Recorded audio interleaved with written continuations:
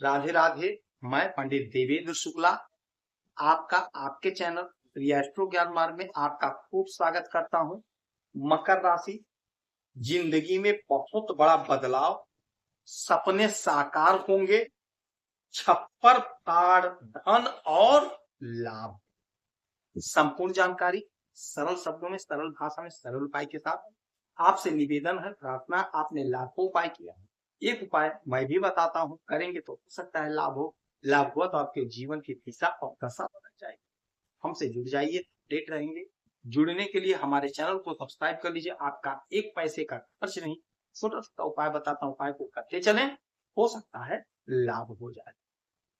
मकर राशि आपके अष्टम भाव के मालिक बनते हैं सूर्यदेव, और सूर्यदेव बैठे हैं आपके 6वें घर में देवगुरु बृहस्पति के साथ।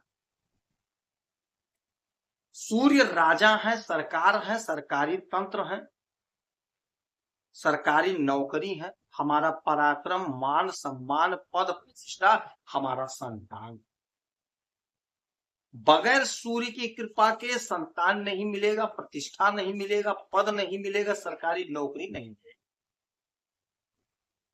यदि सूर्य का कोई परिवर्तन होगा, चाहे नक्षत्र परिवर्तन, चाहे स्थान परिवर्तन, चाहे घर परिवर्तन, तो उसका असर हमारे जीवन पर 100% पड़ेगा ही पड़ेगा। अच्छा, सूर्य का तो नक्षत्र परिवर्तन हो ही रहा है 6 तारीख को, साथ में केतु महाराज का भी नक्षत्र परिवर्तन हो रहा है, जो आध्यात्म के मालिक होते हैं। 6 तारीख को ही इनका भी परिवर्तन, और केतु बैठे हैं आपके अष्टम भाव में मंगल के साथ। तो 6 तारीख को सुबह 5:55 पर सूर्य देव पुनर्वसु नक्षत्र में गोचर करना शुरू कर दिए, और पुनर्वसु नक्षत्र के मालिक होते हैं देवगुरु बृहस्पति। और केतु महाराज 6 तारीख को ही दोपहर 1:32 से पूर्व फाल्गुनी नक्षत्र में गोचर किए, इसके मालिक होते हैं शुक्र महाराज। इन दोनों लोगों का जो परिवर्तन हुआ, इसका असर आपके जीवन पर बहुत बड़ा पड़ेगा, बहुत कुछ आपको मिलेगा। क्या मिलेगा, कैसे मिलेगा, ध्यान से सुनेंगे, समझेंगे तो बात समझ में आ जाएगी, और बात अगर समझ में आ गई तो काम बन गया। अच्छा देखिए, आपके 6वें घर में सूर्य देव बैठे हुए हैं, 6वें घर में। 6वां घर क्या होता है? रोग, ऋण, शत्रु का, और नौकरी का भी होता है। तो रोग, ऋण, शत्रु से आपकी मुक्ति करा देंगे, मुक्ति दिला देंगे। यदि आप नौकरी के लिए प्रयासरत हैं तो आपकी नौकरी कहीं ना कहीं लगेगी। यदि आप सरकारी तंत्र से जुड़ना चाह रहे हैं तो चूंकि सूर्य सरकारी तंत्र के मालिक होते हैं, तो सरकारी तंत्र से आपको जोड़ेंगे। यदि संविदा पे भी लग रही है नौकरी तो आप जरूर पकड़ लीजिएगा। कोई बिजनेस व्यापार कर रहे हो तो वहां से भी आपको लाभ। अच्छा, एक बात और सुनिए, 1 2 3 4 5 6 7, 7वीं दृष्टि पड़ेगी आपके इस घर पे 12वें घर पे। जब सूर्यदेव 12वें घर को देखेंगे तो 12वां घर होता है विदेश का, और 12वां घर होता है खर्च का। तो विदेश संबंधी कोई मामला है, कोई मसला है, वह आपका दूर होगा। यदि आप विदेश में रहते हैं, वहीं पे बिजनेस कर रहे हैं, व्यापार कर रहे हैं, तो आप वहां पे स्टेब्लिश होंगे। आपका अपना खुद का मकान हो जाएगा, अपना खुद का घर हो जाएगा, ऐसी परिस्थिति बनती हुई दिखाई दे रही है। और यदि आप विदेश जाना चाह रहे हैं, योजना बना रहे थे विदेश जाने का, तो विदेश जाने का मार्ग प्रशस्त होगा। आप कोशिश करिए, प्रयास करिए, आप विदेश जा सकते हैं। क्योंकि यह घर खर्च का भी होता है, तो पैसा तो खर्च होगा भाई, क्योंकि खर्च का घर।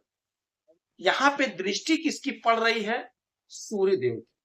तो आपका जो पैसा खर्च होगा वो आपका घर में खर्च होगा, घर के साज सज्जा में खर्च होगा। घर के मरम्मत में। सूर्य आपके अष्टम भाव के मालिक है, तो अचानक से सडनली कोई बड़ा लाभ, कोई बड़ा परिवर्तन, मार्ग में कोई बाधा है, अड़चन है, वह दूर होती हुई दिखाई देगी। समय आपके पक्ष में है, आपके फेवर में। अच्छा, केतु महाराज यहां बैठे हैं अष्टम भाव पे, और केतु महाराज का भी नक्षत्र परिवर्तन हो गया। ये आ गए पूर्व फाल्गुनी नक्षत्र में, शुक्र के नक्षत्र में, और बैठे हैं सूर्य की राशि में। राहु और केतु की अपनी कोई राशि नहीं होती है, ये जिस भी राशि में बैठते हैं उसी के हिसाब से फल देते हैं, उसी के हिसाब से काम करते हैं।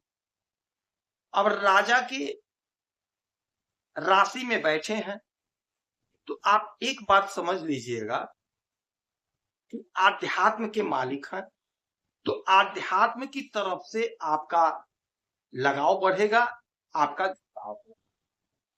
पूजा पाठ, तंत्र मंत्र में, ज्योतिष में आपका मन लगेगा, और आप अध्ययन करते हुए नजर आएंगे, गहराई से पढ़ेंगे, समझेंगे, अध्ययन करेंगे, आप गुप्त ज्ञान अर्जित करेंगे। मांगलिक कार्य में बढ़ चढ़ के आपकी हिस्सेदारी होगी, हिस्सा लेंगे आप। घर में कोई मांगलिक कार्य करेंगे, बाधा अड़चन को दूर करेंगे। तो यह जो परिवर्तन हुआ आपके जीवन में अपार संभावनाओं का रास्ता खोला। इसीलिए कहते हैं चैनल को सब्सक्राइब रखेंगे तो आप अपडेट रहेंगे, हर छोटी बड़ी खबर आपको मैं देते रहता हूं। एक लोटा जल, लोटा तांबे का हो, उसमें थोड़ा सा अक्षत, लाल रोरी, लाल पुष्प, थोड़ा सा गुड़ डाल करके उगते सूरज को अर्पित करेंगे तो आपको लाभ होगा। पक्षी को दाना पानी देंगे तो आपको लाभ होगा। केतु महाराज, यदि आपकी कोई समस्या है, परेशानी, तो आप इसी वीडियो में डिटेल करेंगे, आपके कुंडली का विश्लेषण करूंगा, समीक्षा करूंगा, सटीक करेंगे तो होगा।